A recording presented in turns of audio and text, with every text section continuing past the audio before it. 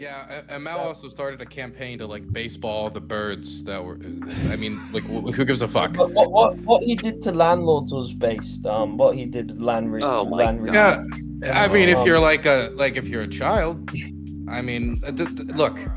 If you're gonna redistribute wealth, I don't think the best way to do that is like shave people's heads and have everybody publicly humiliate and torture them and like do all this. Like, that's not how you build a civilized society. That's how you build a society of like sociopaths. Fuck. You get them credit for that? Fuck off. And I learned between 1939 and 1941, Stalin was reorganizing. Again, we're going into thing. Well, he didn't have to invade Finland either, did he? Was Stalin ever preparing to? Was Stalin ever preparing to invade the Nazis, or was he just preparing to? Was he just waiting to get attacked? He was waiting. Well, no, I don't think he would have launched an invasion, but he was waiting to. So really, if Hitler had left the Soviets alone, what would have happened? Hitler would have never left the Soviets alone. What if he had? What if? Come on, yeah. Why don't you entertain the hypothetical? Well, Stalin knew that Hitler would come. Stalin knew that. What if Hitler hadn't? If Hitler, let's assume Hitler was smart for like 1 second, and he just decided, no, it's not worth it. We might lose. Let's just fight on one front. I want to know. Do you think what would the Soviets have done? I think they wouldn't have fought fascism. You know they wouldn't have fought fascism. They would have just been happy to coexist side by side, one crazy empire next door to another one. They'd have been fine with that. They'd have had no fucking issue. We know this because Stalin asked to join the Axis. I fucking. What the fuck? Is that them Burns? Join the Axis, but don't historian. I don't know if he. I don't know if what. Yes, they say it was because he was anticipating an invasion, but that's why I'm asking you: had the invasion not happened, what would Stalin have done? I think they probably would have invaded eventually. Yes. When? Hey, Loner. Dylan is in the waiting room. You should drag him up. Hey, Dylan. Let's get it. Dylan. Hello. Hey, Dylan. Oh, how's everybody? Shalom. Good. We've got a U.S. We've got a Stalin defender in chat here. I'm just gonna hand the conch to you, Dylan. Get this cat straight. Oh no, I mean I'm here to learn. You know, there's an air raid, so I can't really sleep, and so I turned on the YouTube. And I heard this guy say the Soviet Union did more good than bad, and you know, obviously I'm ignorant, and so I'm here to learn from him, man. I'm just here to sit and just absorb from this paragon of philosophy. Again, I'm not the most knowledgeable, but as Mao said, Stalin. He said Stalin was 70% good, 30% bad, and that probably. Yeah, and Mao also started a campaign to like baseball the birds that were. I mean, like, who gives a fuck? But what he did to landlords was based. What he did Yeah, I mean, if you're if you're a child, I mean, look. If you're gonna redistribute wealth, I don't think the best way to do that is like shave people's heads and have everybody publicly humiliate and torture them and like do all this. Like, that's not how you build a civilized society. That's how you build a society of like sociopaths. Well, he set China up for greatness, so and we can see each other. I have a question. Why was it? Wait. Just the last question. And, then I'll go back to learning. Why was it after he died, China took off? It's maybe he was more of a hindrance, and China succeeded despite of him due to like the ambition of the Chinese people, less than Mao Zedong. Like, modern day China would not. Modern day China would not be possible without Mao. I think Deng said that as well. Deng said that as well. Okay, well, of course, because Deng's he's part of the Communist Party that relies on his cult of personality, but like Deng made the changes that were necessary for China not to, He respected Mao, didn't he? He respected Mao, not just because he had to. He still. I'm sure he was some amount of communist. He has some amount of respect for him, but I fail to have been proven from the other communists that if, for example, the nationalists won the Civil War, that China couldn't have found a way to have success. Despite the failings of Chiang Kai-shek, just like despite the failings of Mao, China succeeded. I think China, the Chinese people have a lot of qualities that are just very good. So I think that's why they succeeded. In many different ways, not because of Mao. I want to ask Teuton one last question, and then I'm just going to permanently hand the conch over to Dylan, and then he can give it to whoever next, or to Loner, or to whoever wants it next. No, I'm here to learn. This guy, This punch system is really just not mean, fucking working. Like is I'm it? waiting for. I just need to know because like I thought Mao Zedong was a fucking moron, but obviously like I've been wrong. The modern day Chinese people love him, so you should do. Okay, well the do. Russians love Stalin, and you know I mean, who gives a And fuck if they Putin. love him or not? Okay. And a czar. Okay, No, Teuton, I'm do they love curious. the Tsar? Oh, they probably do. Yeah. Yes. By the way, if Russians do. the Israelis loved Netanyahu, would that make Netanyahu a good leader and like a good person and someone we should have tried? Like, who gives a fuck? Just talk about the person. Chinese society is not a fascist society like Israeli society. So, Um, but anyway, Unless Okay. you're Uyghur. Unless you're Uyghur or Tibetan. I love it how like Hanification or Russification, like you do all that shit, but Or you're you're not a- fascist. But for like Israel, even though they actually do grant quite a bit of autonomy to their Arab minority. Yeah, I don't know, weird. but, Okay, Teuton, are you Uyghurs in aware? Xinjiang can vote? Not vote. No, can't vote. I mean, they have freedom of movement. They can go to Beijing. They can go to Shanghai. They can go to.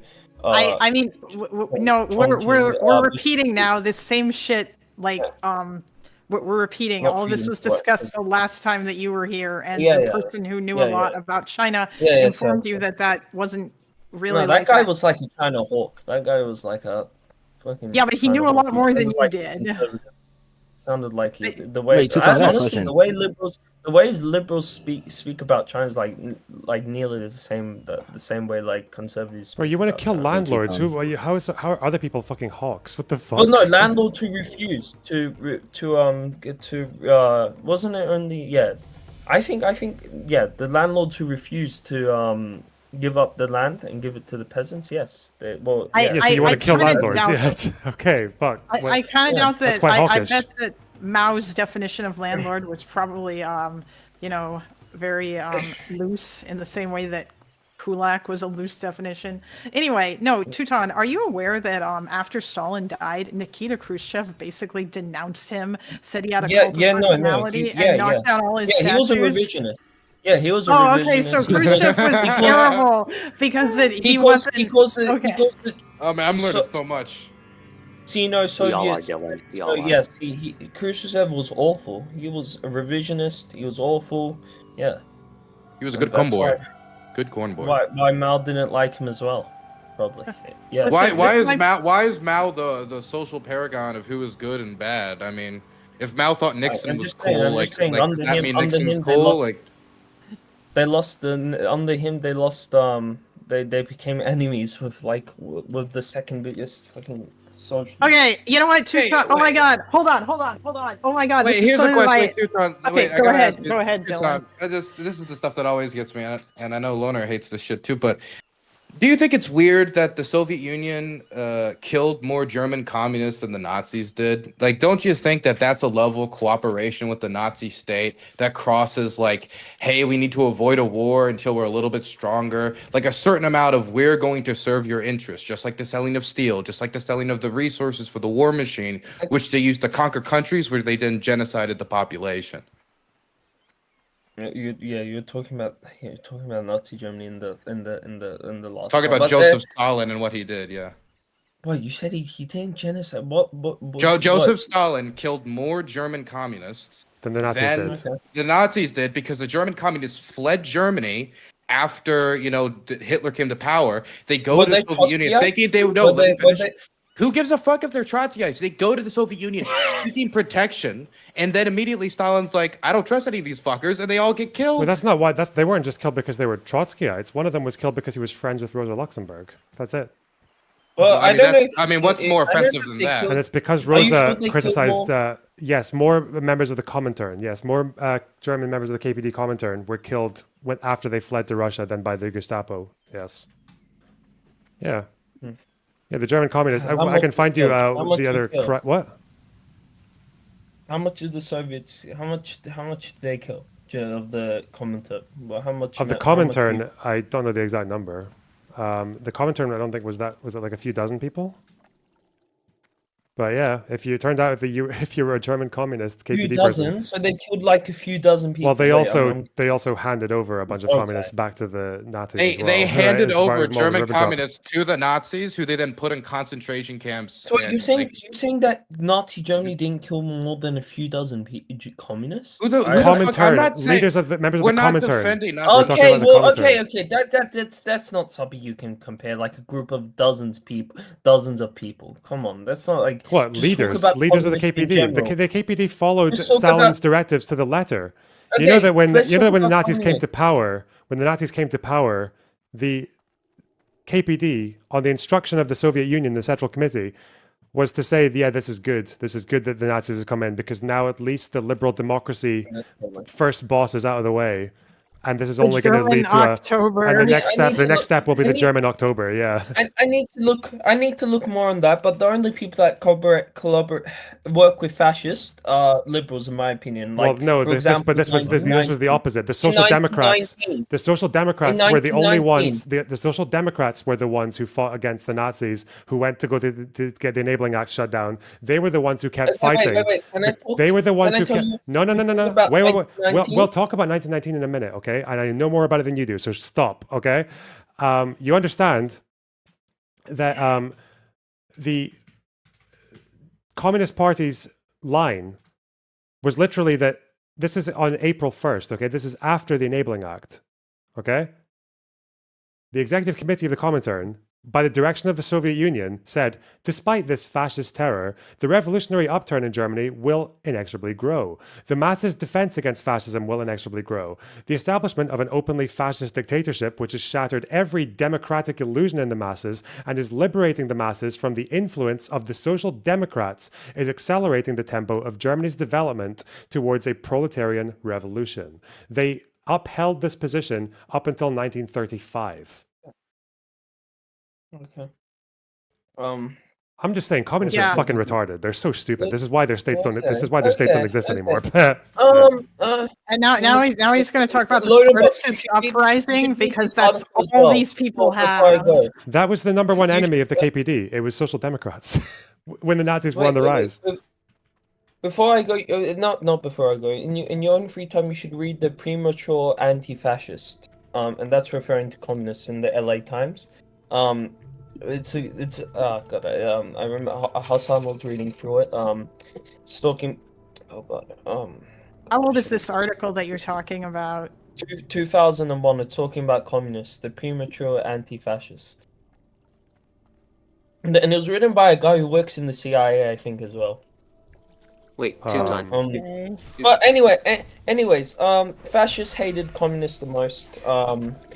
In 1919, the leader of the Social Democrat, literally collaborated with a fascist paramilitary group to. It was the Interior Minister, actually, but carry on. To destroy leftism in First of Germany, all, it was the Interior Minister. Just to be clear, it was Gustav Noske. So one detail. Second of all, to destroy leftism. What was the KPD doing at that time in 1919? Yeah, trying to establish a dictatorship of the proletariat. They were trying to overthrow the government, right? Yeah, and establish they were trying to do an insurrection, like a coup, because they didn't have remember, and you're aware that Rosa Luxemburg, you're aware that Rosa Luxemburg, communism was popular at that time. They weren't popular. Well, they didn't have democratic power, though, did they? You realize that these were foreign backed, like. This was a foreign-backed party. Of course, they were not the popular party. Why, if they were popular, why didn't they stand in elections? Rosa Luxemburg wanted to. I'm just saying. I'm just asking you. Rosa Luxemburg did not want to do that uprising to begin with. She voted to stand for elections because the first election was, I think, a couple of weeks before the revolution, before the Spartacist revolt. So I'm just wondering, if they were popular, why didn't they just wait for the elections and stand then? We wanted to do I don't know. Because they knew they didn't have popular support. That's the answer there. Second of all, why did they? Second of all, did they start the Spartacist revolt? Did they actually start handing out leaflets to try and overthrow the government before or after the negotiations fell apart with the SPD?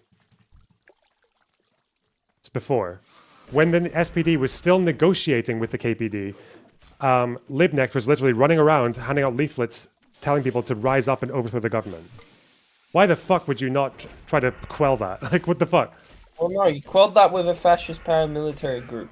The Freikorps, right? Oh my god. Yeah, they used the Freikorps to go after them. Okay, yeah, and the problem here's the difference, and here's the difference, and here's the so if they had done it, so if they had done it with the police or the military, would that have been okay? No, I'm just saying they literally teamed up with fascists. No. Hey, I'm asking you if they had used the police or the military, would that have been okay? I'd need to. The answer the thing you want to say is that they should have allowed themselves to be overthrown because you want the revolutionaries to be in power. Yes, Nazi Germany would have probably never rose then. Yes, it would have been a much better time. Really? You think so? Okay, let's say they do. Let's say the Social Democrats stand down. Okay, the Social Democrats stand down in this alt history. How do they get? Without a revolution in Germany, we're doomed. Didn't he say something like that as well? Yeah. So I'm just stay on topic, please. Probably. Okay, stay on topic. Let's say the Social Democrats do the right thing in your words and just stand down. Okay, even though they are the more popular party. Okay, so we're like, yeah, okay, we don't care about the next election. We'll just give it over to communists because theory, I guess. Okay, how does the KPD get the army on their side? The army that is at this point full of monarchists who are butt mad about losing the war. Yeah, and I'm guessing the KPD didn't have as much support as the Bolsheviks. So I'm just saying this is why the Spartacist revolt failed. It's because a group of the KPD did not have nearly as much support as the Bolsheviks in Russia, right?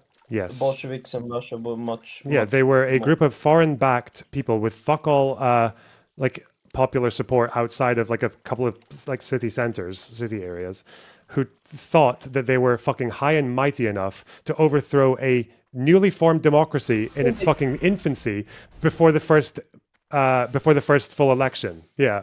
So fuck them. The German fucking army, morons. Why would you do that? Like, I'm sorry, just because you think you're better than everyone else because you've read more fucking like old literature from a fucking German dude, like that doesn't mean you get to overthrow a fledgling democracy. Like, fuck you. And yeah, I don't know. Fuck the KPD. They would have had to have contended with the German army too, and I don't think that they would have won that fight. No, they wouldn't. The German army was full of monarchists. Like, what the fuck? That wouldn't have gone very well. Like, imagine if there would have been a civil war and the German army would have won. The were able to do that in Russia because they had support. Yes. Right? Because they came second in elections. Well, they came second and then... But there was much more support for the Soviet army. In the Soviet, in the Russian army, there was much more like sympathetic communists, like actually within the armed forces. In Germany, it was just the Navy, I think just parts of the Navy, if I remember correctly. So there was no way they could have taken power. Yes, there was no way. Absolutely. No fucking way.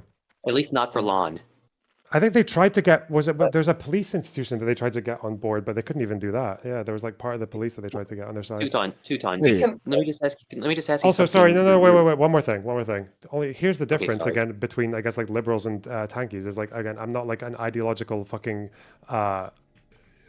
like cultist, okay? They shouldn't have used the Freikorps. I don't know. I mean, I guess they either use the Freikorps or they use an army full of monarchists. They're using fascists either way. They shouldn't have killed the leaders. Yeah, of course they shouldn't. Yeah, of course they shouldn't have killed them because again, that wasn't the orders from the SPD. That was the Freikorps being like a ragtag fucking militia. Yeah, of course. But I condemn that. I condemn Noske for using the Freikorps. What did the Social Democrats do to the Freikorps afterwards? What was their relation after 1919? You said, I remember you saying that they disbanded them. Well, they cracked down on them. They disbanded a lot of units, yes, and then they also fought against them for the remainder of the Weimar Republic. Still, they literally teamed up with fascists. Do you not think it's a bit? Do you not think it's a bit? Crush the leftist. Do you think it's a little bit like a bit unimpressive? I guess that when you hear Marxist-Leninists talk about the history of the Weimar Republic, it's literally, if you hear the story from them, you can correct me if I'm wrong, it's literally just 1919, could have been a revolution, Social Democrats stopped it, used the fascists, and then we got Nazis. Do you think that's a very like one-dimensional and kind of like incomplete telling of the story? Do you not have any interest in what the KPD were like all the way throughout the Weimar Republic, or maybe the context of why that revolution was put down in the way it was, or why they even thought it was a good idea to do it? I don't know. I just feel like when you learn, because that version of the story I just told you, the tanky version, is like that's all they tell you about the Weimar Republic, and it's so boring. It's so incomplete. It's just that, but that's the propaganda story. Just so you know, that's the post-it note politics story for tankies talking about the Weimar Republic, because they're like, oh, if only they'd just stepped down and these masses would have just been clever enough to go with the communists, then we'd have been fine. You have no fucking idea that wasn't the world they lived in. They were not. They had no place to be trying to violently overthrow the government. Yeah, second, I should have watched this video before. Second thought was, wait, it was like a video on fascism. Where was it? Second thought. Oh, rich people want fascism. I should have watched. Wait, that second thought. The guy who thinks there's no such thing as Israeli civilians. That guy. That guy. It still doesn't matter. It's still. I have a question. Why are you on your knees, hands and knees, glazing China or the Soviet Union? Wait, conch. Holy shit! Don't answer that shitty question. Don't answer. There's so much things I could read. Read in. Who here knows about the Sino-Soviet split? Does anybody? Because I'm trying to find it now, but I believe that I have. I wrote an essay about this when I was in school. Yeah. And the question that I asked, and I looked through some primary sources and stuff, and the question that I asked was like, how did the Sino-Soviet split happen? When I looked into it, the answer that I found was actually that like it's not like these two countries were like totally in love with each other like the entire time. It's just that it took a while for like their differences to come about. Like it's not like. Yeah, it's but like here's the problem that you have, Teuton. Okay, it seems that you appear to have fallen for the Western propaganda that the United States, or like the misconception that the West had of communism during the entire Cold War, which was that it was a fucking monolith and that all of these countries were unified and that they had no differences. But that's not true. Most leftists today say Khrushchev was a revisionist. Like most leftists. I know that's because they like to glaze Stalin. But the point that I'm trying to make here is that like all of these countries during what Stalin did was doing what he was doing. He was in full support of it. He was in full support. It's only after Stalin died, like a little thing. You can't know that. He went along with it because if he didn't, he would have been killed. We have no way. Here's a question. Okay, I'm a Soviet politician. I walk up to Stalin in 1950 and I say, "Hey, Mr. Stalin, I think you're shit. You're doing a terrible job. We would have an election to replace you. How long until all of my family's dead?" No, I'm not saying like that, but like he like one of like Stalin's closest like allies. It's like he worked in his government. I'm not saying he should have like openly said like he ran, but like he was like one of he was like one of the most pro-Stalin people in the what the fuck was he what was he gonna do? It was either gonna be that or he would die. We can't know his mind, dude. Like we can't. We don't know. All we can go off of are his actions afterwards, which was that he turned against Stalin. But anyway, like Mao's much more respected in leftist movement. By modern day leftists than I think. Why does that matter? Can't you look at what they did instead of like what other leftists are telling you what to think about these people? Okay. Listen. I'm just gonna. I feel like this whole like leftist thing, it really shrinks the world, doesn't it? Like you limit your perspectives. There's so many thought terminate. Like also like all the history just gets kind of like lumped down into these kind of like post-it note tellings of each different event in a way that makes it look like the left was always in the right. Like say with the Rosa Luxemburg story, or there's always so many thought terminating ways to dismiss any alternative perspectives. I was like Atlantic Council. Well, maybe I can read some of their articles and see what the problem is here, or no, it's State Department propaganda. Like I don't know. It's such a shrinking of the world. Yeah, but imagine if I did that to you, right? If I was like, well, this is this person has been with Al Jazeera, Qatari propaganda. Like a think tank that's funded by Iran, like no, or like for a think tank funded by Tutan, you watch my streams. I read people I don't trust all the fucking time. The reason I don't like the amnesty report on Israel, for example, for the genocide thing, is because I read it. Like, I don't know. Fuck. It's LonerBox. In your free time, you should watch Rich People Want Fascism. I remember him talking about like these group of economists coming together. It was in like Brussels or something, and like they like talked about like because at that time communism was growing, socialism was was pretty Yeah, popular. Loner, you should in the watch a 90s. second thought video. It'll be Yeah. really entertaining. Yeah, You're I gonna should watch the suffer one. a I should watch lot. the one where he said that Hamas had successfully destroyed like 20 Israeli multiple rocket launchers because he read He from a used the website that was Hamas number. Hamas's losses, and he literally had a green flag next to the losses, but he thought that Hamas had destroyed Israeli multiple rocket launchers. Fuck me. Yeah. Also, He also quoted Al Qassam Israel saying they destroyed uses a bunch of Al-Qassam- Merkavas. Yeah. Qassam rockets too. Okay, Teuton. On the topic of I Iran, think the sources he used were sorry. on the topic of Iran, earlier you said that you didn't like the UAE, American puppet state. But how would you feel about these Gulf And countries? also a slave state without Yes, any yes, human rights. yes. Yeah, but we don't care But how about do you- workers' rights, right? Because How- the but how- Houthis also do how that. How would you feel about these countries, Teuton, if they were Iran-backed but did the exact same stuff? I would still have criticisms of it if they had if the UAE operated domestically the same way, they do as they do now. I'd still have criticisms of them, but on foreign policy that would be much more better if they aligned with if they actually supported Palestinians and did not normalize with Israel and stuff like that. Then Well, look, the thing is that and, look, and didn't host US air bases and stuff like that.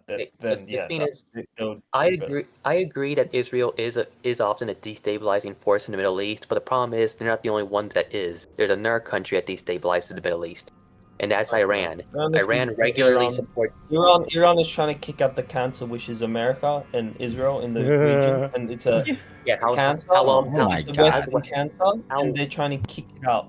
And Wait, How well has that been going? Yeah, but How you well has realize that been is it just happen to be a coincidence that their entire justification for that is religious fundamentalist? Have you read the Vilayat? Have you read the Vilayat Revolution happened, can I give you a cool fact? As soon as the Iranian Revolution happened, they cut ties with South Africa and became very, unlike the Shah, they became very pro the ANC and vocally anti-apartheid. And then they also and then they also just installed a regime that the entire fucking population despises. Yeah. Well, I'm saying I'm talking about foreign policy. I'm saying They Yeah, but I just find it so thing, interesting but- that the Iranian justification for thinking that Israel's the cancer in the region is because the Ayatollah, also America. because the Ayatollah, Also I know, America. because the Ayatollah believed that for 400 years, anti-Muslim propaganda, which was started by the Jews, was picked up by other groups as well, and they basically convinced the Islamic world that liberal democracy or monarchy was these were two systems that could function, and basically the Islamic world got lost between these two things and lost its way. This is what Huh? Did he say it started by the Jews, or did you just make that up? Yes, he said it was started by the Jews. I'm going to show you. Okay. Well, you said yes. I thought I didn't see any openly anti-Semitic stuff from him. From the I mean, the of course you Ayatollah didn't. from Ruhollah Khomeini, from the revolution. No, Khomeini. No, I'm talking about the one from the revolution, the 70s. Oh yeah, the one who was in charge for the first 10 years of the the guy who installed it. I mean, this is still this is still the document that is kind of their Bible almost. It's the basis for the the foundations of his theory on Islamic government, right? This is still I think it's also influenced their constitution, right? Yeah. Bhutan, I'm genuinely curious. This is what he said though. He said, from the very beginning, the historical movement of Islam has had to contend with the Jews, for it was they who first established anti-Islamic propaganda and engaged in various stratagems, and as you can see, this activity continues down to the present. Later, they were joined by other groups who were, in certain respects, more satanic than they. These new groups began their imperialist penetration of the Muslim countries about 300 years ago. Yeah. It began with the Jews. Also, Teuton, what did the Ayatollah do to Iranian leftists after they won the revolution? What did he do to the left-wing groups? No, there was a mass killing of people from the MEK. From the MEK. Yeah, I know. I don't know what the MEK's ideology was. I don't know if they're I heard that they did like some bombings at like schools and stuff like that. I'm not But, just like, talking about MEK. I'm not just talking about the MEK. I'm also talking about the other leftists in Iran, like this, all the other socialists, all the other anti. Yeah. But yeah. Did they all deserve they to? Did they all? a lot of them. Yeah, I know. Yeah, I know. Did they all deserve to get purged because they offended the Ayatollah's religious extremist views? Was that praxis? Not all. Yeah, obviously. Yeah, anybody who opposes. Yeah, I'm not defending Iran on domestic policy, man. They fucking suck on fucking. What about all the times that Iran fights for empires or assists empire? Does that matter at all? Huh? When they fight for empire, does that matter? Empire? No, but how are they fighting for empire? They're not taking over. I mean, let me look. Right now, I'm in a city where, like, an hour ago, like, shaheeds were going towards them. Now, where were the shaheeds designed? Where did the shaheeds come from? They're an Iranian design. They've assisted the Russians build empire. Oh, so it's okay when they assist empire because Russia's an ally, so you can excuse the building of empire there. And, you know, the burning of it helping. They've helped kill how many children in Ukraine? I mean, all their proxies, like Hezbollah, the Houthis, the Shia groups in Iran, like this is all empire. Like, I don't know literally having a state within a state. Like, Hezbollah is not the Lebanese government. That's not the Lebanese military. No, that's a separate thing. But it's the local people. It's not like it's the local. Yeah, but it's local people doing something that's imperialist. They're acting on. They're beholden and sworn loyalty to a foreign power. How is that not imperialist? They're not doing it through force. The local people especially Hezbollah doesn't do it by force. Hezbollah literally said that the Lebanese government, they would cut people's fucking. In southern Lebanon. Oh, so if MAGA formed a breakaway in southern United States that was funded by Russia and had arms. No, again, it's different. It's different. As long as it's not a breakaway. So if MAGA had their own fucking army in the south of the United States. No. Again, Lebanon, Hezbollah was owned by an Israeli invasion, and they kicked them out, and they stayed there, and now they're a political party, and they control the areas where they are the most popular group. Okay, they also have a de facto state military in the place where they are the most popular group, right? Yes. And they also, and other Shiites who oppose them, they get fucked up as well sometimes, right? Their opponents. They fought with Amal before. Teuton, let me ask you something. Yeah, Amal are allies. They're allies, but yeah, I'm sure. Well, no, they've fought with Amal in the past. They've also obviously fought with a lot of southern Shia communists in the past as well. Those are like some of their big enemies to begin with. Teuton. But you say it's about imperialism or colonialism. Why did Hezbollah never oppose the Syrian occupation that lasted 30 years? I'm serious, not a colonial state. Sorry. Greater Syria is not. Greater Syria is more real than Greater Israel is. You're talking about Syria's occupation of Lebanon. Yes. Syria occupied Lebanon for 30 years. Hezbollah supported it, beginning to end, almost. Yeah, because they supported it to the last. Teuton, do the names? Oh my God! I'm trying to finish. I'm trying to give him space to answer my question. Why did? Sorry. Yeah, why did Hezbollah never oppose the Syrian occupation? Well, the Syrian occupation of Lebanon? I'm sure there must have been at least a somewhat valid. There must have been a good reason. Is that what you're gonna say? No. Obviously, no. I shouldn't have said that. Did the Shia population support the Syrian occupation of Lebanon? Did who? The southern population. Yes. Did they support it, or was it just Hezbollah that supported it? Well, Hezbollah supported it, so you probably would have had a majority of Shiites, but Lebanon is not a Shia state. I don't know why you keep saying the Shiites. The Shiites were.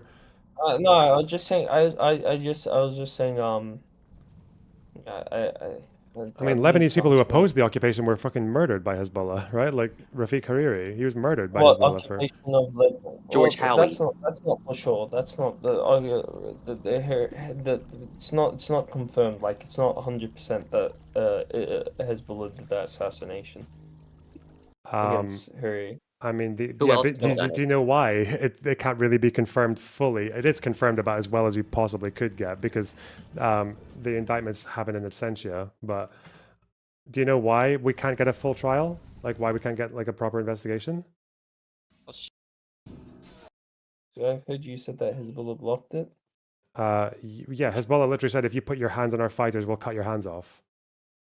We'll consider it an Israeli hand. Yeah, that too, yeah. It's funny that every Arab opponent that Hezbollah has turns into an Israeli. It's so fucking convenient. Sorry, I'm back. Sorry, wait, just one. Okay. Yeah. I'm back. First of all, I'm just saying, you can't like compare like the Syrian occupation of like this. Yeah, I'd have to look more into that, but like Iran has always been like anti-colonial. Like South Africa, they're anti-colonial. No, they haven't. You can't just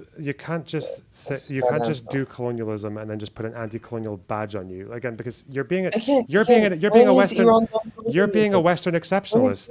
Iran has only fought against colonialism against Iraq. Yeah, because you're a Western exceptionalist. That's the problem. You think it's only colonialism when Western powers do it. Okay, wait. Wait. What Assad did was like massacres. I wouldn't call what Assad did. I'm talking about in the Syrian war, in the Syrian civil war. I need to know more about the occupation of Lebanon, which is obviously unjustified, and I think that's why a lot of Lebanese people hate Syrians till this day. They have a hatred towards them. Which is you shouldn't hate a whole group of people. Syria actually. Yeah.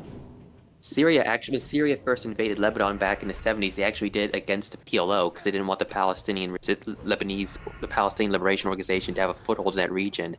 So it's almost as like Syria didn't actually care much about helping Palestinians. It's almost like Iran doesn't. Family kid. When did I say that? I said the Assad family. Bashar al-Assad was a butcher and like a incompetent leader as well.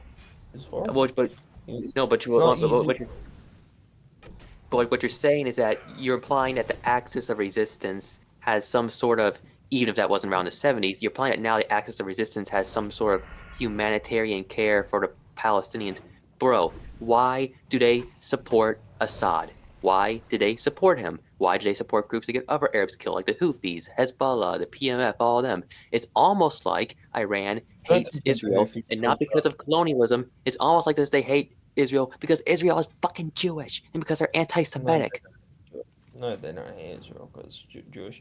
Again, I'll say this: if Israel was a Hindu state, Hindu national state, like an ethnic state for Hindus, and think the whole the Arab population would still hate Israel if it was a Hindu state. It has nothing to do with Jewish. It's ridiculous to state that the only reason why Israel is hated by the Arab world is because they're Jewish. That is like one of the most that's one of the most dumbest things I've ever heard. Yeah. Why would you pick the one example that has real life evidence? Just look at any comment section of India-Pakistan news, and trust me, I know.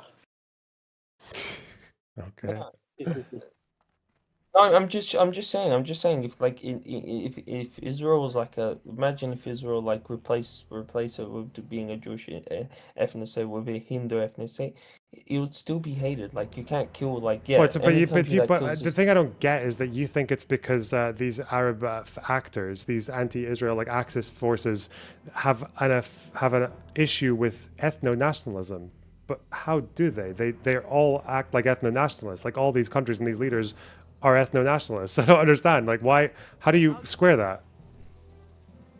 I said they have a problem with Wait, what? Iran is not an ethno-national do you think that the Houthis? Yeah, they're just an Islamic fundamentalist totalitarian regime.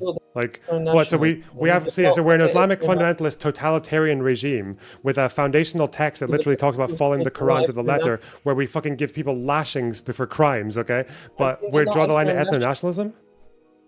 I'm just saying the Iranian supreme leader is not even fucking Persian no, he's half. Yeah, Persian, but I don't understand this. I don't understand this idea. So you think he's offended by ethno-nationalism, but he's okay with theocracy? How does that make sense? I'm saying colonialism. I don't care. I'm just saying that Iran's policies in the Middle East are anti-colonial and anti. You think why do you think Islamic fundamentalists would be anti-colonial? What do you think? Like the entire thing about Islamic fundamentalism is like celebrating Islam. Islamic fundamentalists like basically see Islam as a religion on strength and conquest. That's the entire the founding story of Islam is the story of conquest. I don't. Wait. I'm not saying all Islamic fundamentalists are a thing. Like all the Salafist groups are themselves colonial. Like all of Al Qaeda, ISIS, they're colonial. But Hamas is a national liberation movement. I'm just saying that they support. He wasn't talking about Hamas. He was talking about the Iran. Iranians. That's why I'm asking. If you think all these countries and these movements are so offended by ethno-nationalism, but like these are states that all declare themselves like Islamic or like Arab states, and they have some they have discrimination against a lot of their minorities. Like you think the Houthis are offended by ethno-states given what they do to their Christian and Jewish and Baha'i minorities? Like there's no way. So it's not that. It's not. That's not why they're mad at Israel. I'm saying the Yemeni population. I'm going to talk. The Yemeni population is offended by Israel because of what they're doing to the Palestinians. Maybe just because they're hypocritical, but still, they maybe. Yeah, but isn't that hypocrisy in every single one of these groups? Is that not worth exploring? Like it's almost as if they have a different foundational hatred of Israel that's not the same as yours. Because your thing is like, well, you don't like anti-humanist domestic policy and like ethnic treatments, but you also don't, and you also like colonialism. But it seems like all these movements that are trying to destroy Israel are perfectly okay with atrocities happening against Arabs. Like the Houthis are fine with it. Hezbollah were fine with it because they literally helped Assad do the biggest fucking Arab slaying of the last fucking 50, 100 years. So I'm just wondering why you think it's why are they all just hypocritical? It's like they're not hypocritical though if you ask me, which is that because of their own interest. It's not that difficult.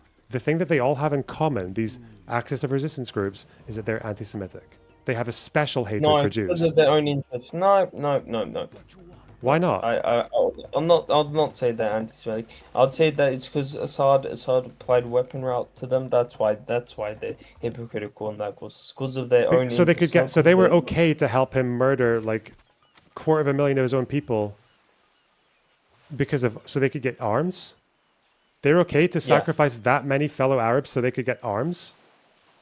Yeah, and it was wrong. To dent Israel, that's fucking insane. That's for their own interest. Yeah, it's wrong. The thing is, but that's not anti-Semitic. Yeah, that's for their own interest. I'm not saying it was the right thing to do. What they did. It sounds like all these groups are just fucking morons. Like they said that, like that. What would be happening to your brain if that's what you think, right? Like if Hezbollah is like, we really hate Israel. So this is Hezbollah in your world, okay? We really hate Israel because the way they treat Arabs is horrendous. So we need to arm ourselves to attack. So we need to So we need to arm ourselves to help our fellow Arabs and. Against Israel with our rockets and everything else, even if it means killing a few of them with rockets, but okay. So we're going to do that. And then, but also to keep these arms to help our Arab brothers in Palestine, we also are going to tolerate Assad murdering over 250,000 Arabs in Syria. Yeah, it's wrong. How it's like a fundamental, it's like a completely, they're brain dead in your world. There's no way you could justify like a group that thinks like that. I'm saying that they helped Assad because Assad was vital for their weapon shipments through Damascus to Lebanon through Iran. Oh God, one of my headphones is gone. But I'm saying the reason that I'm talking about the population because of population bombs. The reason the Arab population in the world hates Israel is because of the atrocities they commit. There can be no state that does what it does to things, and that's why it's still the majority of the Arab population in the Arab world do hate Assad. Do hate Assad. You don't think Yeah, but the last ones to turn their backs on Assad were the ones that you think are motivated by empathy for Arabs. That's just the weirdest thing. I'm saying they sympathize with the Palestinian cause. I'm saying they do. I'm saying even though they're hypocritical, I'm saying that the reason they hate Israel is not. No, they're not. They're not hypocritical in the slightest. They are consistent. They are very internally consistent. Their problem is with there being a Jewish state in that region. They're Islamic fundamentalists. Of course, their big problem. That's why I can literally look at the guy that this is the fucking foundational text that these guys like adhere to. This is like the regime. This is the foundation of the regime that they swear loyalty to. From the very beginning, the historical movement of Islam has had to contend with the Jews.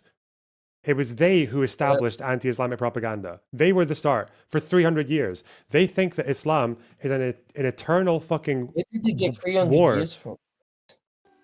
I don't know. They're even know religious where- fundamentalists. I think 300 years probably coincided with the Enlightenment. That's probably what they're talking about. Or Because the there's a lot Crusade, of maybe, or there's a lot of anti-Enlightenment rhetoric No, in the that. Crusades was like foundational. 1,000 years ago. It would be the Yeah, Enlightenment. 1,000. It would be the Enlightenment because the Enlightenment or potentially something to do with the Ottoman Empire, but no, it's most likely the Enlightenment. Yeah. Okay.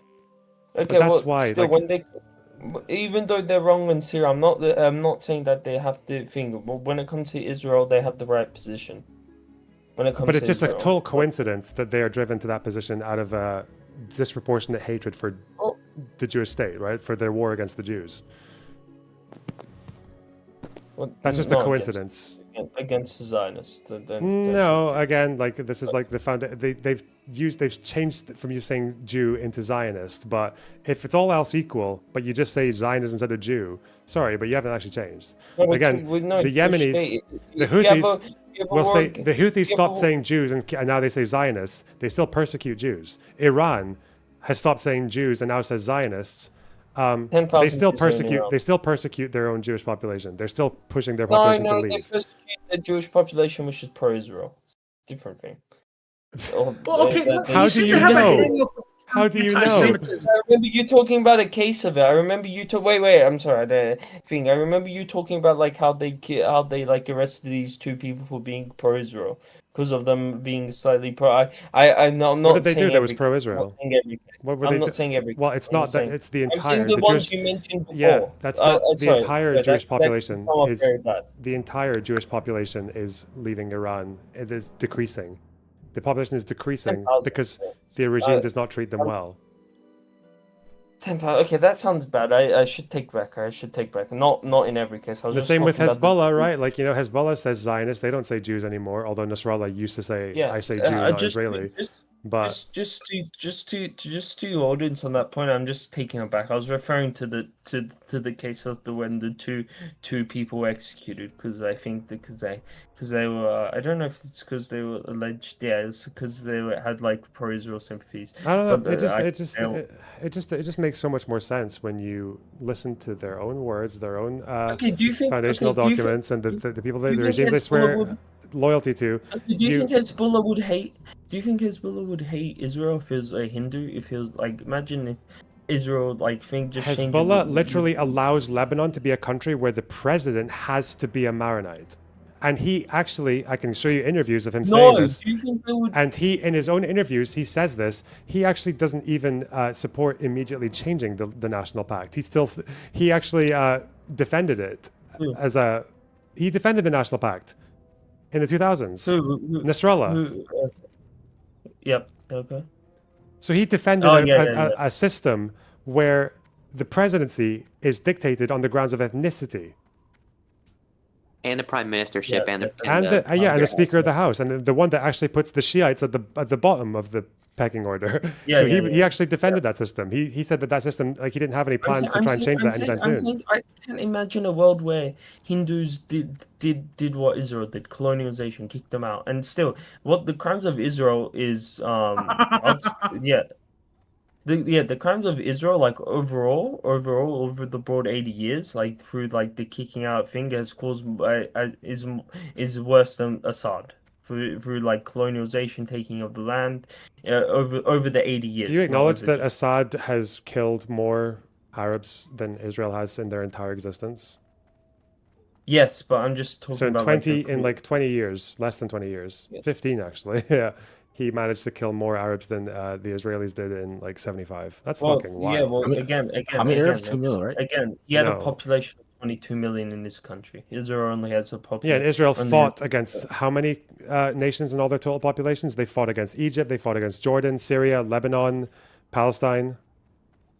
No, I'm saying in this current war in Gaza, there's only 2 million people, which they Yeah, but I'm talking about the entire history of Israel. They fought wars with. They were at war with Egypt, Jordan, Syria, Lebanon for decades. I'm just saying, do you agree that the people could you imagine an alternate scenario where Israel was Israel, but it was a Hindu state doing what it was a Hindu state doing what it did to Palestinians in Gaza? Do you imagine a world where the Arabs would be fine with that? I don't know how they would. I have no idea how they would treat Hindus doing it. We know what they would do if Muslims did it, though. No, Hindus. Do you think? No, but they know if the same actions were carried out by Muslims, they would either support it or they'd condemn it, depending on which side of the sectarian divide it was on. And that's the saddest thing, right? It's not, the actions are not proportionate to the hatred. I think that I think by Lebanon, but the general the Arab population, the majority do hate Assad, the majority do hate Israel, and hating Israel because of like the pain, like the suffering, like all the destabilization they've caused. They represent America. They again, and Israel's allies has killed way more Arabs than Assad has. America killed 1 million in Iraq with full It wasn't a support of million. Israel. It was not a million. Even on that sanction famine, do you remember the sanctions that caused the famine in Iraq? You said in the 90s, the UN Security Council sanctions. You said that I think that the whole thing was that they took the infant mortality rate and it like skyrocketed. Yeah, you're aware that's totally fabricated. Well, that there was a huge famine in Iraq. Yep. It's completely fabricated. Yeah. So there was rationing. There was a spike in issues, and I'm sure some people did die, but who wouldn't have otherwise. But if you look at the infant mortality rate, it was fabricated by Saddam's government. It was exaggerated because when they occupied Iraq and they went through government documents and through the previous reports, there were investigations done on the census data, like before and after, throughout the regimes, and none of it matched. None of it. And then it turned out that the UNICEF study that found all those deaths, and they found the UNICEF study that found that massive spike in infant and child mortality rate was conducted by field workers who were provided by Saddam's government. So we don't know exactly where the fabrication happened, but it might be that the field workers were just cooking the books. Okay, but still, so how much? So it was slightly fabricated. Still how much? I don't know how. Still, even if it was not millions, could have been hundreds of thousands. I don't know. No. This is from the I can show you the child mortality rates, like versus what they actually. Anyway, wasn't there a study that America's war on terror killed like 2.2? Like it killed more than Assad could ever do, and that represents. And that's, when people do those quote unquote studies, they're doing the kind of thing that you should be sharp on, right? When people talk about the death toll in the Iraq war, trying to inflate it to 1 million, that's because they're taking things like deaths that were caused by the sectarian war that happened between Iraqis, like afterwards, or they're talking about like ISIS killings are sometimes varied into that, or like Syrian operatives who went into Iraq to kill Iraqis are factored into that. So it's literally like the black book of the Iraq war. The death toll that were actually committed directly by coalition forces, plus indirect deaths caused by coalition forces, like that's a very difficult number to determine. So, but obviously going for 1 million or 2 million is kind of mental. Yeah. Again, it would be more. It would be more than Assad killed in any universe. America's war on terror and how much Muslims America killed would be way more. Sorry for my sister. Crying in the background, but yeah, it would be way more. But again, U.S. backing doesn't really factor into that either, because there's a reason the Houthis are launching their rockets at Israel and not Saudi, because Saudi has caused a lot more pain to the Houthis than Israel has. Right. I need to put my vote. Why are they launching? Wait. First of all, Saudi Arabia. Why they did launch missiles at Saudi Arabia, and wait. Why did you say they're not launching missiles at Saudi Arabia right now? Why did I say they're not launching missiles at Saudi Arabia right now? Yeah, why aren't they? Saudi Arabia right now is not doing a genocide. Right now, they're not doing a genocide. They've stopped bombing Yemen. So why would they launch missiles right now at Saudi Arabia? Really? So They did. So if Israel, They so did launch again, so if missiles Israel at Saudi stops, so Arabia. if Israel stops in Gaza, you think the Houthis will just be okay with Israel existing as a country? Not as a country, but But isn't it interesting that like they still stick to like why after everything they they'll went stop through, launching missiles. after everything they went They'll through with Saudi and the Emirates, Hmm. actually wait, am I wrong? 1 second, let me double check something. Well, you actually Again, you can't compare. Again, you can't compare. Like, Saudi Arabia is not a settled colonial state. It's just not a settled colonial state. Do you think the important variable to them is that these people in Israel came from somewhere else? That's the huge difference. It's just the fact that they came from somewhere else. And it just doesn't. And the population views it doesn't belong in that region. That's what it is. Saudi Arabia. That's why they don't want Saudi Arabia destroyed. They view Israel as a colonial state, which they do. The majority of the population do. Again, most Israeli Jews are from the region. They are from the Middle East and North Africa. They're from the Arab Muslim world. Still, it's a colonial state. It doesn't change the fact. It's a colonial state. It's No, they do. Colonial state. It's people coming in from other places. It's a settler colonial state. Really? So wait. Do you think even if Israel was 100% Mizrahi, that same criticism would still hold? That is again, Israel is formed by white Jews. First of all, white Ashkenazi. Again, we're talking about what it is European now. Jews. We're talking about the country today. The country is mostly Middle Eastern Jews. Yeah. If they came from Morocco and like Algeria, well, they would be kicked out on behalf of theirs. We know that wouldn't be an issue because these countries have no problem with Pakistan. How much of Pakistan's population is made up of Muslims who were kicked out of India? And how much of India's population is made up of Hindus who were kicked out of Pakistan? Again, Pakistan, I am pretty sure. I need to read more like Pakistan, but Pakistan, nobody considers Pakistan a settled colonial state. I'm not saying about settler colonial. Yeah, it was a population exchange, but you're talking about people moving from one place to another. Why is it as soon as it's people moving from one place to another, that makes it the problem? Why is that? And it was only like, how much was it? It was like 2 million out of like the 2 million Muslims from India moved. I don't know how much. It was about 7 million on each side. It was a lot, yeah. And about 1 million died, yeah, in the fighting and the attacks. Yeah. Just watch Gandhi. What do I think about Gandhi? Wait, no, he said just watch Gandhi, the movie. Oh, Gandhi, the movie. Okay. Yeah. I would need to check its sources because I remember there was this movie about Tibet and it was literally written by like a former. It was directed by like a former neo-Nazi, like a person. Whatever. It doesn't matter. Can I bring us back to Dylan's favorite Can I read subject, the premature Russia? anti-fascist article with you guys? And you can dispute it because the premature is talking about communists and calling them the premature anti-fascists. I don't really care. That sounds like the most boring article I've ever. Dylan, do you want to talk? There's a question or something about Russia somebody wants to ask, sure. Kalinda wanted to say something about Russia, I think. Yeah. Oh no. I was. I cut you off. Sorry, I cut you off. Go on. Yeah. No. Well, no. It wasn't. It is kind of about Russia actually, because I'm genuinely curious. What is the narrative that you've heard about the Sino-Soviet split from your tanky mentors? Anyway, there was border disputes. Mao condemned Khrushchev's de-Stalinization. Mao thought Khrushchev was a revisionist.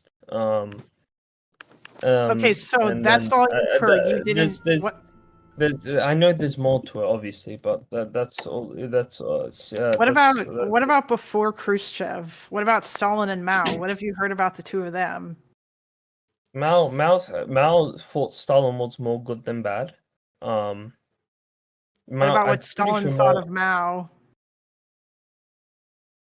I think Mao said positive things about Stalin said positive things about Mao and held a general positive view. He also said positive about Hitler. No, he did not. Okay. Say positive stuff about Hitler. Why are you just making this stuff up? Stop. No, Mao. Okay, first of all, this is actually really funny. So I found the essay that I wrote when I was at university about the Sino-Soviet split.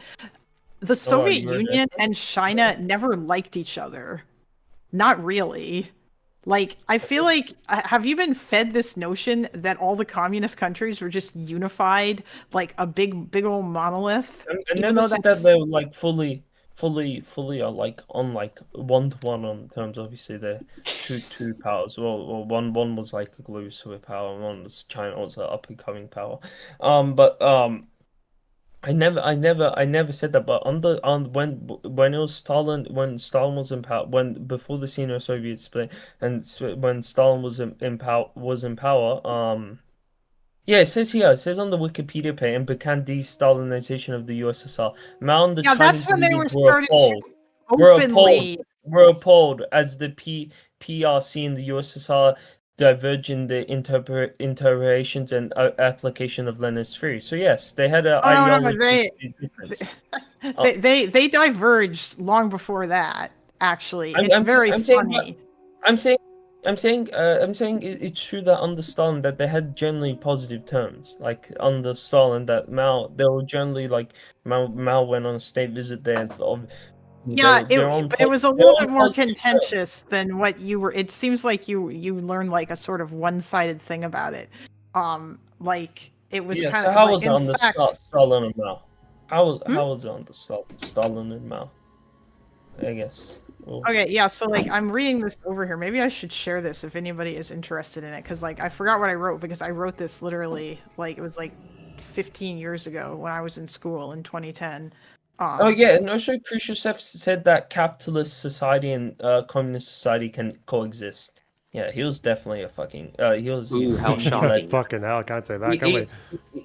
He led to the downfall of Soviet Would it be? Union. Okay, you know what? Yeah, that's such a crazy thing to say in the atomic age, huh? He rejected class war. He rejected class war. He sucked. So yeah. Yes, atomic class war must be commenced. Communism or the burning of the earth. He should have known that capitalism would never let communism exist. We'll never let workers get what they want. We'll never let it. I have a question about like just broader kind of principles, I guess. Because you're very quick to say that it was based to like murder landlords, right? What Mao did? Yeah. Okay. What do you think should happen to the housing system like right now in your country? My country. Like, what's your housing policy? Yeah. I'm sorry. You see how that's kind of weird that like you're so quick to talk about the pain that you want to cause and the destruction you want to inflict, but as soon as it comes to what do you want? What world do you want to see? Like, what's your positive vision? So, like, I didn't. First of all, I just want to say, like, I didn't take like fucking. I like all my humanities and social science. I took none of them in fucking school. Yeah, but isn't it good? Isn't it? Wouldn't you rather? Maybe here's a bit of I don't know. What did Hasan say about it? I would not like housing to be private. That's your fucking problem, bro. Yeah, but I'd rather just as a piece of Austria. It might Austria had a good system. Yeah, but Austria doesn't need to kill anyone to get their system. That's why I'm thinking it's like would it not be social principles? Would it not be Vienna? Would it not be Vienna? Hang on. Austria has not needed to kill anyone to get their housing system, and their housing system exists in a capitalist state. Myanmar? No, Vienna. It was the housing system where they have social housing, and like it was done under the U.S. The Vienna housing. I forgot what was it. I heard that's what Western countries should aim for. There should be social housing and stuff like that. Especially in my country. My country since the 1980s, the Conservative Party in my country has ruined housing through reducing capital tax and like stuff like that. Right, and like I don't want to go more on it. So that's not what I was getting at though. The Vienna model that you're talking about, this happens in a free market economy, right? They haven't needed to kill any landlords or fucking rob them or anything. I don't know. Have they done that in Vienna? Have they dispossessed landlords to make the system work, to bring it into existence? I don't think they have. No, they made mixed income social housing. That's what they did. Yeah. So. Do you think it would be a good idea to maybe sit back and think for a little while?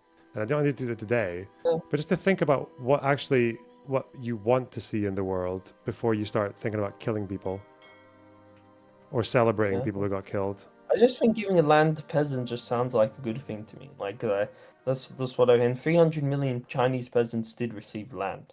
So Okay, but if you tell those peasants immediately to make like steel furnaces in their backyard instead of concentrating on what they're good at, farming, like, okay, what liberation have you given them if you're gonna take over their work jobs and tell them what to do, tell them what to build, and it's shit anyway. The steel was shit; they couldn't use it.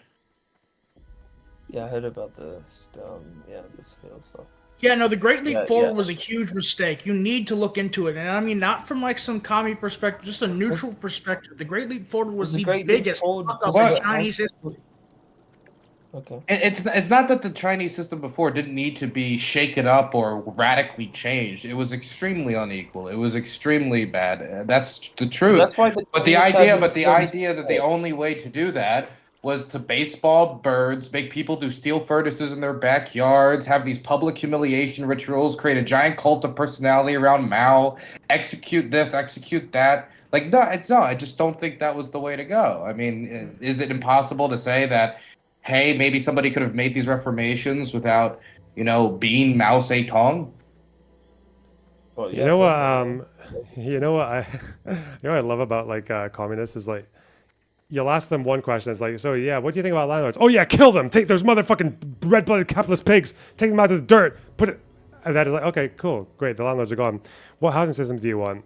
Oh, probably like a Nordic model, probably like a social housing. Like, what the fuck? What is this? That's after stopping to think about it for a while. It's just very. You should ask Richard Wolff this. You should. Yeah, but if you're not a housing expert, why are you okay with murdering landlords? It just doesn't make any fucking sense.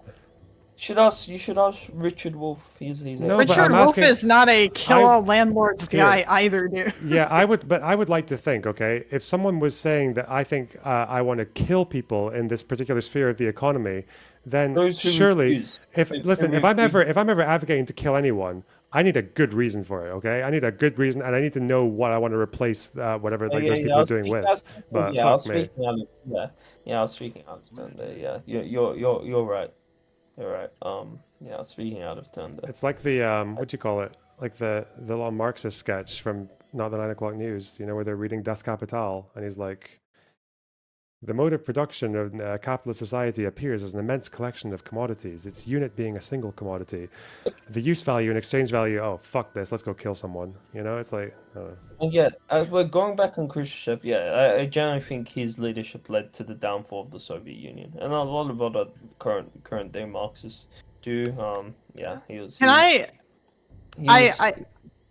want to be challenged on this, because I'm sure that I'm wrong, and maybe Dylan knows more about this, or like you do, Loner, or someone else in this call. But is it bad to say that Khrushchev was based, at least for a Soviet leader, or that he was like the best one? He didn't launch the nuke, did he? I mean, like he's better to have been in that position at the time he was. Like, for example, this guy thinks it's terrible to say he could have existed with capitalism. This was essential for the atomic age. This was essential. I mean, we all saw how, like, during the Vietnam War, this, like, domino theory, this type of fear of the intentions of your geopolitical opponent can lead to the escalation of conflict, bloodshed, warfare. Just like he said, like, is it impossible it would be impossible for the communist system, the capitalist select communism to survive. I mean, is it not true that there's also communists that did not want to see capitalism survive? And it wasn't like the ones that came after him were all particularly friendly to capitalism either. They supported the Viet Cong. Capitalism what? Yeah, I don't want capitalism to survive. Just like okay, I mean, eventually we might evolve away, but I'm positive that the system that we had then was better than the system that the Soviet Union put forward at the time. It's why it failed. Well, and think about the 1960s too. You had the Cuban Missile Crisis. You had all of the issues about tactical nuclear weapons. You had proliferation starting. Chinese were going after nuclear weapons as well. And you're going to sit here and tell me that, oh yeah, no, we needed a guy that was more of a hawk.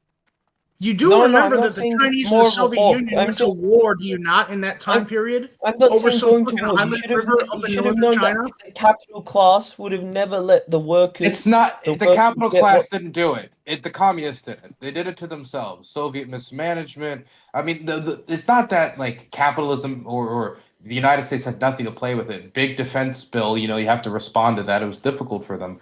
But the Soviets could have had much more success if they concentrated on building a better internal system, but they failed to do that. And kind of like what China's doing now. It's like, for example, right now, America's at the top of it. I mean, 10 years ago, probably more, but America's at the top of its geopolitical game. Immense power, immense wealth, etc. What's undermining it right now? What's undermining it? Is it the great genius of the Russians? No. I mean, you could say China's rising, but the United States' pain, I think, right now is, largely speaking, self-inflicted. Yeah. Wait, I want to read this. He changed the line to peaceful coexistence with the capitalist imperialist goal. This is a fundamental revision of Marxist theory. Basically, he shifted the goal from liberating the world from the capitalist subjugation to something that the USSR would try to provide a better quality of life for its people and make the world see that it could outcompete the capitalist West. But logically, what a piece of shit! I can't believe he'd do that. Why did he bomb But my logically, home? that sort of plan can only produce two outcomes: either one, social imperialists, where the USSR exploits weaker nations under its peripheral influence, in order to. Do you not think the USSR needed to recharge? After World War II, with all those losses, do you not think they needed to recharge, rebuild their system, compete with an international proletariat? Because that took money, that took weapons to export, that took resources. You have to rebuild that capacity.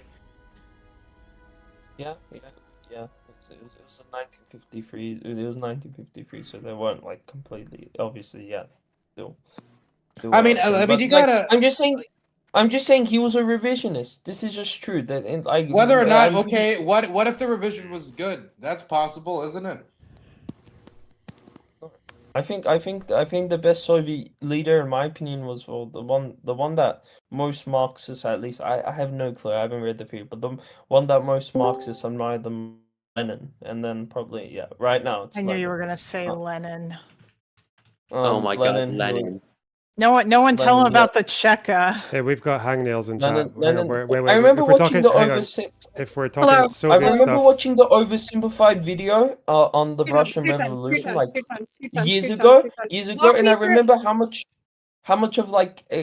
he cried about, like how much emphasis he put on the Tsar's family dying, like how much like he put on like the Tsar's family dying, like it was like so, like, I want everybody to take a step back. Linda, why do you like Khrushchev? Wait, what? Oh, hey, listen, I'm actually open to being told that I'm wrong because I don't actually know that much about this. This is from what I remember. I mean, I honestly like why I like him isn't even big, or why I think that he was probably like not too bad. Gorbachev was obviously, not bad or not terrible either, because like he opened everything up. Because the Khrushchev undid a lot of what Stalin a bunch of, because he knocked down all of Stalin's statues, denounced Stalin as being a cult of personality, and I think that he like loosened up restrictions at least a little bit, like the Soviet Union had on speech and stuff. But he did so. Yes, but to say that he did not make the USSR any closer to a democratic or free society. Oh yeah, no, of course not. Like, that's why I was saying, like, based on like Soviet leaders, I guess. But like I said, like I'm not that the bar is really fucking low. Like the bar is at Stalin. Hangnails. Wait, Conch. Hangnails. Is there any chance of you repairing that fucking string and paper cup that you're using for a microphone right now? True. Wait, also Hangnails, tell me to leak so you can join. Man, womp womp. Okay, I have ore. Okay, my presence brings ore. Okay, shut the fuck up. I have ore. Okay. Hold on. I'll switch to other. Is Hangnails one of the people? Because we did get fuck. I'll be back in a second. I also wanted to touch on the socialist housing that Teuton was going on about. Oh, he went. He'll be back. He'll be back. Wait, before I've seen that like what America should aim for instead of like abundance. I heard is like a model we should aim for in term is like the Vienna model, which is that's what I've heard. How does the Vienna model conflict with the abundance model? Yeah. Because as far as I remember, because I've been to Vienna, it's a beautiful city. It has to do with mixed income social housing, where they have people of different incomes, higher incomes, subsidizing those of lower incomes in the housing. If I remember correctly, from when I was going through the city, they have a lot of. By the way, if anybody's go to Vienna, go to this this old flak tower, Nazi flak tower that they turned into an aquarium. It's very fascinating. Sounds cool. And it's financed by a housing tax. I just heard that abundance. Nice. I just heard that abundance is like a neoliberal, like fucking. Yes, do you think do you think the Austrians are not neoliberal? No, when this was developed, when the Vienna model was developed, no. I don't think you can call the Vienna model neoliberal. But no. Okay, sure. I don't know if anybody knows what I don't know if the Vienna model itself is neoliberal, but I'm saying that Austria as a country is certainly. It's an American neoliberal now. No, but like the housing model was not built during when Austria was neoliberal. Literally, it was during the Cold War. Yes, Dylan. By the standards of tankies, yes, Austria is neoliberal. We're all neoliberal. Well, basically all. Well, can we just hang nails and Teuton talk for a bit? Okay, I'll be back. No, Teuton, I thought you were staying. Oh, fuck's sake! No, because of my AirPod. I need to put them in for like 3 minutes. Charge. Okay, yeah, that's fine. Okay. Yeah, let them play. I mean, Kalinda, I would recommend looking into some like. Khrushchev is remembered very controversially. He's actually, if you go, granted, like Russians are crazy, so like they'll rank Stalin as the most popular leader, but he's ranked as the least popular, which is which is like he did mess up a lot of things. I personally tend to think that his foreign policy was pretty bad. Oh yeah, probably, yeah. I was thinking about what he did socially or domestically in terms of, but like this is all stuff that I remember from like a gazillion years ago. And it's all quite vague. Like I'm assuming, is Russian history your area of study? Yeah. Okay, yeah. So I would defer to you on that because it was not like I took 2 classes when I was at university about it. One of them was about the revolution, and the other one, and I mean the professor was cool because he was like, I think he was like this Russian dude, and he like lived through the fall of the Soviet Union. He had all these stories, but I don't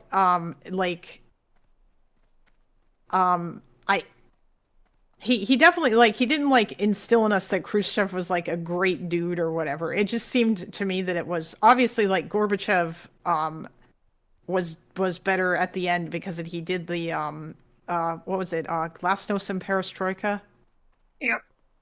Yeah. But I understand that those things were actually done to try to save the Soviet Union. Yeah, they were undertaken in response to like economic stagnation.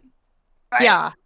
He did too many things at once, and then everybody was like, hey, we're going to advocate for our rights. You guys are getting your leaders mixed up. Fuck off. What'd you say?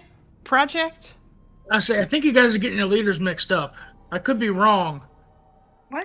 But Gorbachev was the guy with he was the 80s guy. Yes. Yeah. Yes, that's correct. Yeah. Yeah, that was. I thought you were talking about. No, we were talking about Khrushchev before. Obviously, I need to read more about what he did. It was most probably best remembered for de-Stalinization. Yeah, I think that that was good, but obviously, like I said, it's a really low bar. Does he get no credit for his deep love of corn? That's true. And Disney he got World. no credit for bringing corn to the people of Kazakhstan.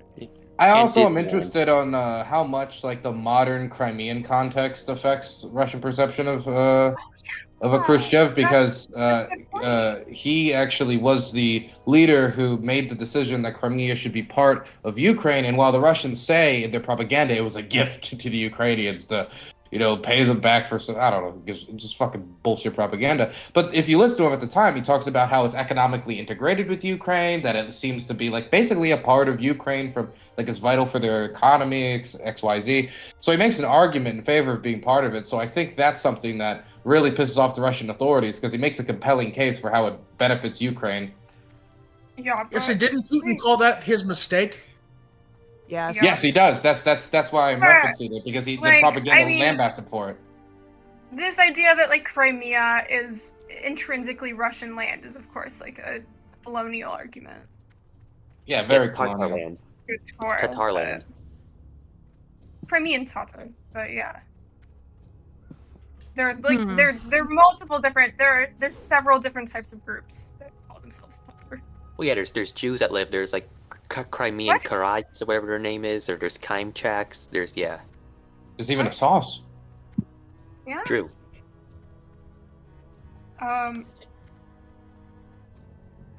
Greeks. Greeks. The Greeks were in Crimea at one point, Mongols. yeah. The Mongols, yeah. yes. That's where I feel Tatar like Come from. the Russians That's right. are still insecure about being fucked by the Mongols. Well, who wouldn't be, to be honest? Who wouldn't be traumatized by that type of assault, though? Yeah, fucking I was gonna horseback say, I heard archers. they have jokes God. about that. But they brought Really them. weird They gave jokes. them like a post system. It wasn't all bad. Actually, Hangnails, how would you rank the Soviet leaders, I guess, from like best to worst, understanding that we are judging by a very low bar here? I mean, like it depends on what you mean by best. My personal favorite is Gorbachev because I like his vision. But that's my bias as like a Westerner. God. Yeah, I know. Well, that was what like the de-Stalinization shit that I was saying about Khrushchev was also part of my bias as like a Westerner. Also, yeah. like I think a lot of interesting, like my research is about does a lot with Soviet internationalism, and there was a lot of interesting things that happened with that during the Khrushchev era. So I'm a little biased towards Khrushchev in that regard. So I'm gonna put him second. Brezhnev was like a raging alcoholic throughout his entire stint as leader. So he has to, I mean, like, it's all complicated, right? Because you have to give Stalin was bad. I'm not pro-Stalin. But he's not dead last, I don't think. Because at least he wasn't, like... Did they invade Afghanistan under Brezhnev, or was that the later guy? Honestly, that was Brezhnev, but I still don't know if I found that would make Brezhnev below Stalin. I mean, Brezhnev didn't lead over a time of Soviet glory, but I mean, he also didn't kill all of the military leadership. He also didn't purge all these people in advance of an invasion that would completely destroy Russian society. Yeah, he did the Great Terror.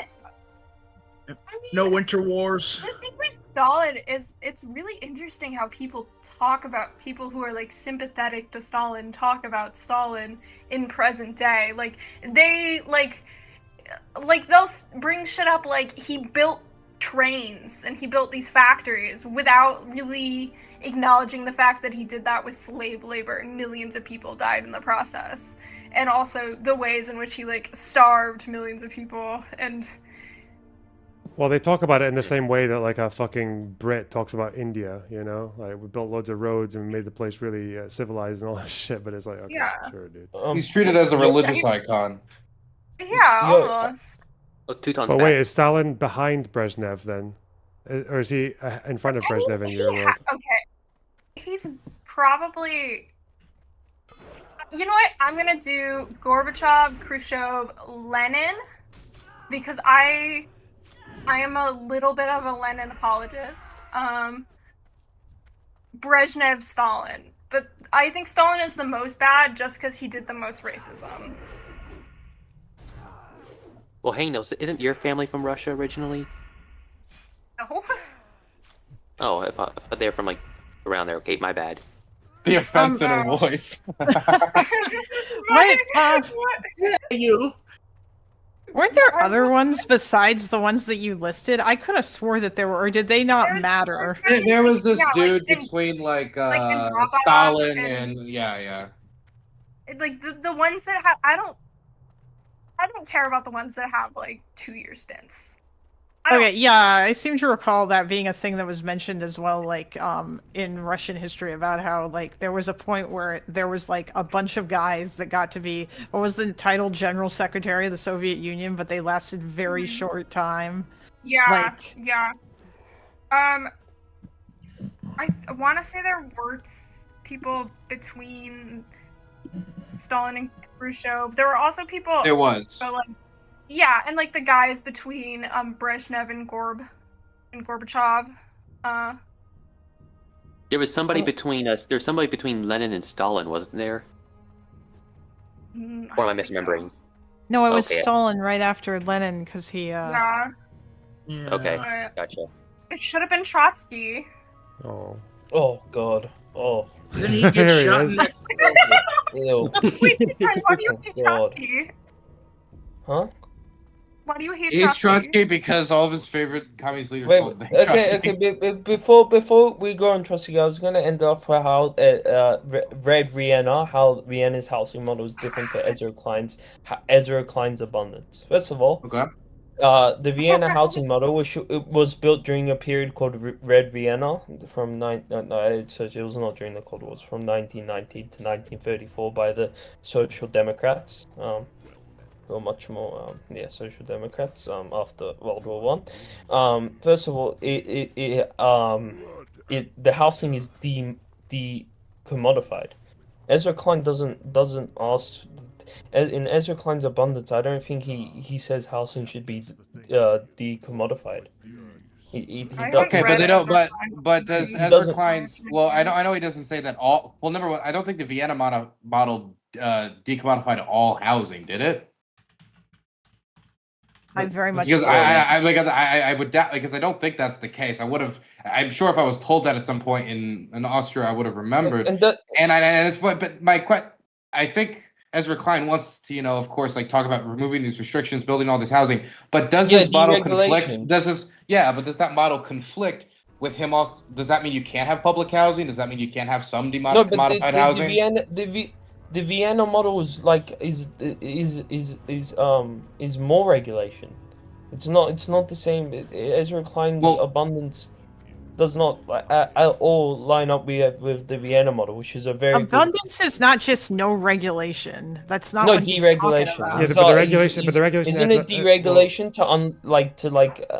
to unleash supply? Isn't that his argument? Well, isn't one of his the regulation he talks about is like NIMBY shit, isn't it? So that would be like people worried about zoning and eyesores and stuff like that. So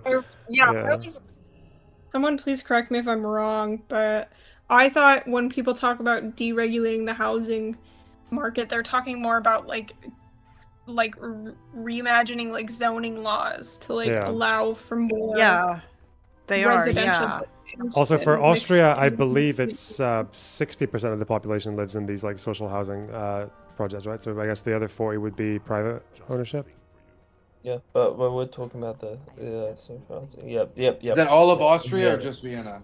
Vienna. I think that's gotcha. Vienna, yeah. So but like the Vienna model says that like housing should be like a right by taking off like the market. I don't think Ezra Klein's saying like you should like make housing abundant. So like this is just like you should like make housing abundant by like but those two things don't contradict allowing each the other. Market to build it more faster and everywhere. So like those two things don't contradict each other though. Yeah. So there's a big and again, this is not an area of expertise for me.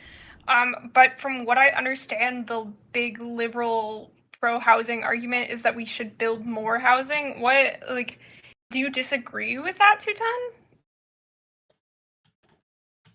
that building more I housing don't would help disagree. alleviate the housing crisis? Yeah, but I think the liberal like Ezra Klein still wants housing to like he doesn't want to make housing decommodified, which I think is the main problem. Or I think he's not advocating for housing to be decommodified. Well, no, that's not his main advocacy. I thought you were saying that these two things contradict each other, though, right? But if you're saying that he's not specifically advocating for this, then okay. I'm saying that like they like I'm just saying like the Vienna model like says that like you should make housing right, but Ezra Klein is not advocating for making housing like by taking housing off the market. He's not advocating for that He's not asking for the Vienna model of taking part of the market or at least the majority of the market. Yeah, he's not advocating for that. Okay. Yeah, exactly. Do you wonder why he's not? Okay, but I thought you were saying that he doesn't understand that market forces are the thing that's he's a capitalist. Yeah, exactly, and that's the contradiction with the Vienna model. The Vienna model wasn't the Vienna model created by capitalists? Social Democrats. So yeah. Are they? Do you view them as capitalists? Yeah. I mean, so it was created by capitalists. Okay. Tuton, are you familiar with how housing worked in communist societies? No, not exactly. No. But So I know that the communists reason, So the reason, first of all, I think there was still privately owned housing in most communist societies, at least in Eastern Europe. And second of all, the housing that was available was extremely difficult to acquire and oftentimes pretty low quality in communist societies. So what you're talking about, or this like decommodified vision of housing, I think is kind of a misnomer, because it wasn't really so much that housing was taken off the market, but that was replaced with a system of interpersonal connections would determine the type of housing available to you. So in some ways, it was a more nepotistic, hierarchical system. Do you get what I'm saying? Did anyone get what I was saying? Mm-hmm. Yeah, we got it. Should I rephrase that? Yeah. No, we got it. Okay. And there were cases where, I think I got it at least. Yeah, so, like, let's say that you lived in Yugoslav Belgrade, you could be on a list to get an apartment for 10 years, just hoping. Whereas somebody with, say, Communist Party membership and, like, a marginally more well-connected job than you would be able to skip ahead in the line because of their connections. Whereas I guess, and I think that a mixed system would probably work best. I don't think that like poor people should be locked out of the housing market or locked out of housing. I think housing is a human right, but it needs to be acknowledged that money is one way of, like, there's going to be boundaries put in place in any system, I guess is what I'm trying to say. Just to clarify on what Ezra Klein says in Abundance, because I just downloaded the book right now. There is a section, he doesn't talk about Vienna, but he does mention social housing and his opinions on that. So I think he says here, perhaps, as Kuttner suggests, I'll go from one paragraph before actually. Surviving local opposition often means agreeing to a range of demands that sends costs ballooning. To try to neutralize local attacks, developers hire pricey architects, redo plans repeatedly, make all kinds of aesthetic and architectural concessions or additions, hire extra lawyers and auditors, and on and on. Even if a project does survive all this, it does so at a higher per cost unit, which then, of course, becomes one more data point that gets wielded in opposition to the next project. Perhaps, as Kuttner says, the problem is simply that we don't have enough public, or as it's been rebranded, social housing. In Singapore, almost 80% of the population lives in public housing. These projects have a bad reputation in the United States, but beautiful developments have opened in places like Montgomery County, Maryland, and larger cities like Atlanta are experimenting with using public projects to expand their housing stock. But social housing will rise or fail for the same reasons that all building projects rise or fail. It doesn't matter whether the worker hammering in nails is a public employee or a private contractor. The government still needs to build those homes affordably and quickly, and that's not possible under the rules and structures that liberals have designed with the governments they run. So it seems like these regulations he's attacking affect social housing as well as private housing. That's interesting. But it doesn't seem like he opposes it. I doubt he would. Most decent housing economies have social housing. I think in Vienna, the social housing system is just under half, by the way. Either co-op or social housing. I think. Is that only true of Vienna, or is that true for all of Austria, or is that It's just for Vienna? No, for Vienna. For Vienna, it's like a socialist. Like I'm pretty sure in Switzerland, only like the home ownership rate is like less than is like around a quarter. They have quite low home Europeans love their apartments. But in obviously in the UK, it's like close to 70% home ownership, right? But I didn't know Singapore. Singapore was 80% of the population lives in public housing. Teuton.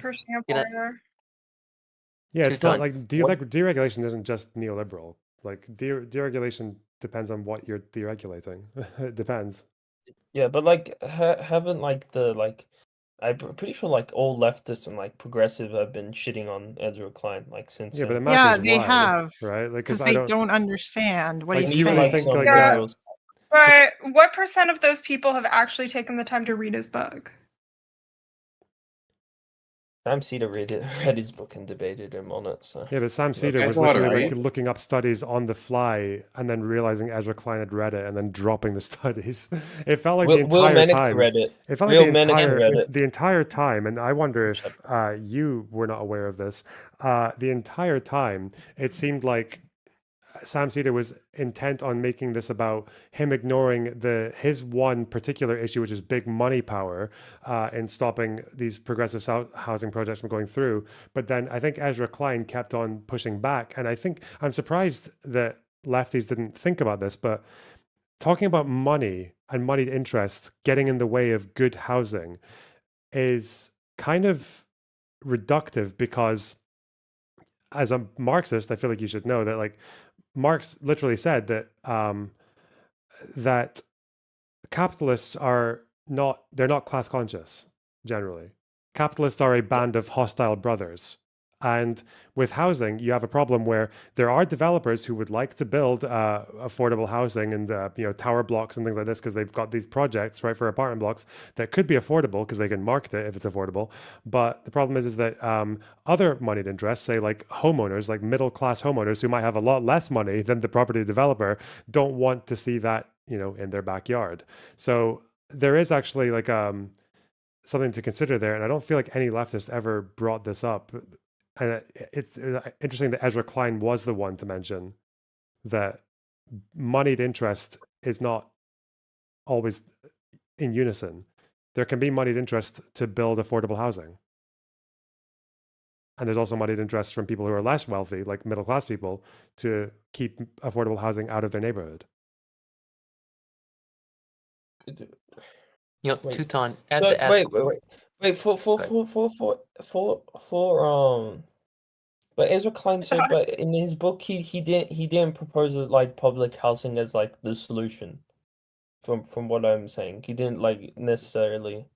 Well, he's suggesting that like that could be a thing, and he's also mentioning Singapore, and he's saying that I don't know about this sentence. Like the United States, it has a bad reputation, but beautiful developments have opened in places like Montgomery, Maryland, and places like Atlanta. So, but he's saying that the same regulations, and I don't know, you can check him on this.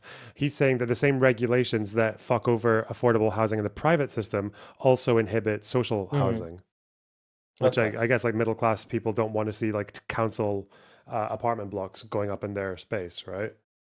There's a negative perception of social housing in the United States. don't know why that would be. Or like, And in Canada, we got it here too. And the UK. Well, that's because the tower blocks are fucking minging, but you know, it's not. Yeah, like they're good buildings though. Like those houses, those flats are nice. They're bigger than they it's not. It's not about the buildings. Yeah, it's socio-economic. It gets into like, there's like a class and like a racial dynamic. Yeah, that's the same thing here. People associate like public housing, like, you know, low income public housing with like crime and whatnot. Crime, yeah, drug use, these kind of. Wait, so Ezra Klein is like argues that the housing market is like over regulated with like zoning and permitting delays. Yeah, so that's he's arguing that's the main factor towards the housing crisis, is that the zoning laws and permitting delays. Am I right on that? Yeah, we need to build more houses. I haven't read it, but it sounds like it. Yeah. Yeah, I haven't read it either, but like from what I have advocating heard, for like deregulation. Deregulation of shit regulations, yes, not all regulations. Yeah, I don't think he's opposing not like- he's regulations not that say you have to advocating build for, to a like, a safety state- standard. Yeah. For like a state, for like the state to for like, so he's not advocating for like the Red Vienna model where like the state comes in and like builds the majority of the housing in the area and subsidizes it, and yeah, he's not advocating. No, but he's not opposed to public housing. Yeah, but the problem with again, like the problem with public housing, especially in America, is like to meet the housing needs of most of these countries, there's a housing crisis everywhere. To meet the needs with just social housing, you're talking about like you're taxing someone an obscene amount extra. Is there a housing to do crisis in Vienna right now? that. Housing in Vienna. I don't know. It's Yeah, but like Vienna's one it's like, city, It's like dude. $400 to $600. It's the capital of the country. Yeah, but like, what's yeah, what's the population of Vienna? 3 million, something like that. I think the problem in Vienna I'm is just the guessing. problem is that like in Vienna the issue is like very long waiting list. This is the same with like when Berlin in like 2012 or some shit, like the St. Pauli district where million. they're like these districts where it was the St. Paul district or in Berlin where there was a fairly good model because it was a similar thing, and there was like cooperative housing and alternatives to like big neoliberal developers. But I guess the issue again was that when you have these decent models, you have people who want to buy houses there because you actually have like pretty nice like community standards. And then now Berlin is like literally fucking people queuing out the door for viewings, and then they might get it. Like I haven't. I remember learning about a long ass time ago, because I went to I think it was in 2012 actually, for one of my university classes. I went to Germany, and it was Berlin that we went to, and we went to a bunch of historical sites and stuff. But I remember one of the things that was often mentioned was that it was cheaper to get to find housing in Berlin because of like East Berlin and like East Germany and all that. Whereas in Munich, it was like insanely fucking expensive to get houses or to like find any kind of housing or just to live there because because there was still kind of like a sort of economic, but I'm guessing that's no longer the case and that things are fucked there now too. Well, Teuton, could I just ask you something? What is your problem with Trotsky? Oh yeah. that's the last. This is the last question, by the way, because I need to go soon. Got 15 Yeah, minutes. I'm gonna go as well. So have a good night, guys. I have to go feed my cat. He became like Have a good night. okay. Yeah. So Good like night, Dylan. Trotsky's It theory- was nice talking. Okay, See, good night. yeah. Yeah. I look forward to yes. tomorrow's stream when you talk about the based Ukrainian drone attack on the Russian airfields. It was a glorious day. It was the first good day in a while. I enjoyed it. Beautiful terrorism, Yeah. the best kind. The beautiful jihad, Beautiful jihad. Ukrainian jihad. Okay, wait. Do we think Alright, the smuggling shipping was at all inspired by the pager attack? Ooh, good point. This attack was not this. Were they planning this one for a lot longer? Yeah, they've been planning for this at least a year and a half, from what I heard from the SBU. Not saying that I heard anything, but from what I heard, A year and a half. year and a half. How long ago was the pager attack? Less than 1 year. It was in September of It's last okay, year. That's fine. Whatever. Fuck. Anyway, I mean, Isn't Zelensky similar Jewish? anyway. I mean, Zelensky's Jewish. He knew. It's okay. anyway, Teuton, what is your problem? What is your problem with Trotsky? Why do you not like him?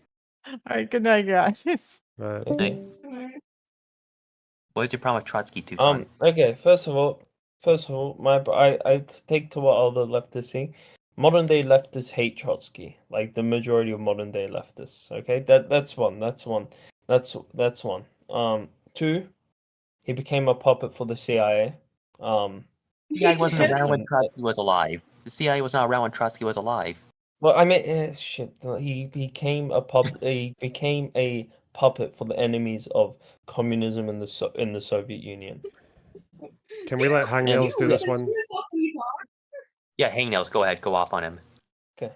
Dude, he was enemies of the communist project. What the fuck are you talking about, bro?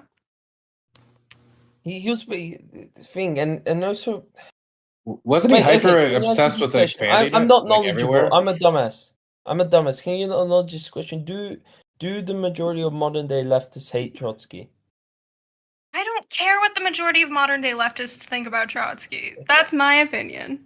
Well, what do you do then, Hangnails? okay, Come then on. that's a I good don't one. fucking know. What's That's the... a good opinion. Yeah, what? That's a good opinion to have. That's I mean, chat. I mean, my theory is that Teuton doesn't like Trotsky because Trotsky was Jewish. Okay, And Ukrainian. don't care No, about... Okay, let's no. not go into that, because Was he that's a Ukrainian? never-ending... That's a fucking never-ending... Never mind. Wait, I know that they used I- I know the White Army used anti-Semitic propaganda of him. They like, both used anti-Semitic propaganda. Okay. Yeah, but No, why... the Bolsheviks at that time were openly opposed to anti-Semitism, especially under Lenin. That is questionable. Under Lenin, definitely. Didn't the Red Army do some pogroms in Ukraine during the Russian Civil War? Yes. Yes. But the vast majority were the White Army and the Ukrainian nationalists. But I mean, 90%. there's no point. I'm not. Wait, when you both- say both- wait, let's revisit that. When you say the vast majority, the Soviets did not commit that many pogroms than the Ukrainian nationalists. I've looked at the list. No, the White Army and the Ukrainian. Well, no, the White Army, yeah, but the Ukrainian nationalists, that's a different faction. They did pogroms too. Yeah, but yeah, I'm a dumbass. I hate Trotsky because of what other people in communist fucking areas and the communist like groups say about him. So you just admit that you only hate Trotsky because other people do. Well, yeah, and so Hassan doesn't like him, so like just like. Did they not say what he did? I don't even know what the allegations are. His view was that like so Stalin advocated for socialism in one state to pursue socialism right now, while Trotsky advocated for permanent revolution. So like to wait for to like inspire revolutions in other countries first before you try to build a socialist project. Oh, I remember that because it was socialism in one country versus the international. meme. I saw like a Lego set meme about it, like Stalin saying like, "Oh, Trotsky saying we have to build all these Lego sets before we build this one," and then Stalin. Yeah, I saw that meme about it. But anyways. Oh, how much time does the VOD have left? Less than 10 minutes. Hangnails. Why did they kill Trotsky? Why do they like him? Well, I'm gonna be honest. I am not super well bred on this specific issue, so I don't want to. But like, also, he was the ultimate answer. The simplest answer is that he was opposition to Stalin's power, right? Like Lenin had written letters talking about how he wanted Trotsky to, how at certain points he had wanted Trotsky to be his successor over Stalin, this kind of thing. So, yeah, like it's not so like I wouldn't chalk. I think like we can talk about what Trotsky did or didn't believe, but like the simplest answer is that like Trotsky being alive posed a threat to Stalin's monopoly on power. Okay. Right. Yeah. Lenin's main criticism of Stalin was that he was mean to his wife. Wasn't that like in the letter he wrote? Like, was that he was mean to his wife? No, it was also like he didn't feel like Stalin had I'd have to go through it's been a while since I read these correspondences. But, Is it true? Is it true Stalin was a pedophile? What the No. fuck? You're thinking Beria. Okay. Oh, Beria. Okay.